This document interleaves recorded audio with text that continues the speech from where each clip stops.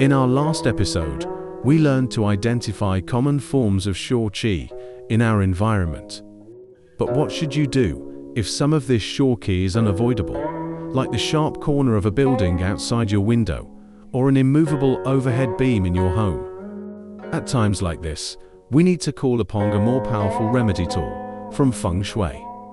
That tool is the Bagua map, integrated with the wisdom of the 5 elements.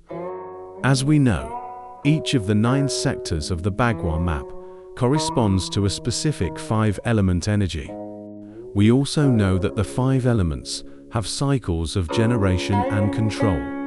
The core principle of using the Bagua to cure Sha Qi is the wisdom of elemental balancing.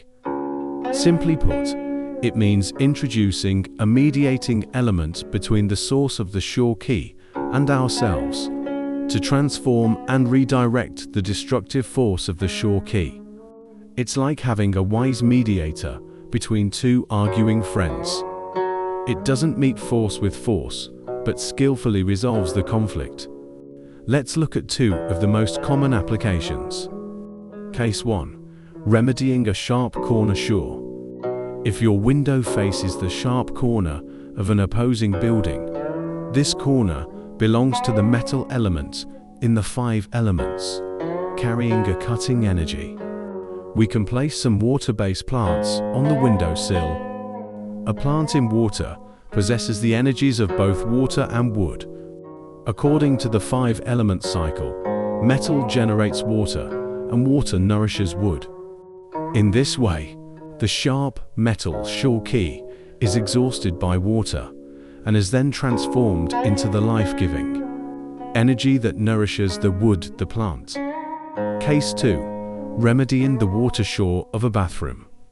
If your bathroom water is located in the south fire sector of your home, it can easily form a water-fire clash pattern, affecting the heart health and reputation of the family.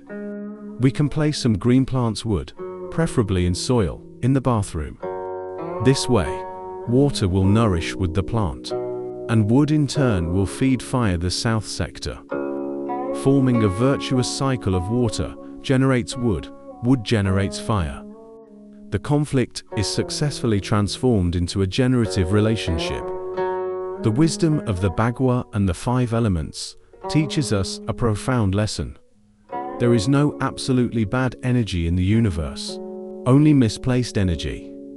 When you learn to remedy with the wisdom of mediation, instead of fighting with a mindset of confrontation, you will be able to transform many of life's challenges into opportunities for growth. May you walk in harmony with the Tao, and may all your endeavors unfold with ease.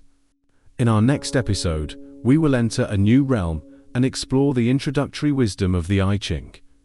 Thank you for watching.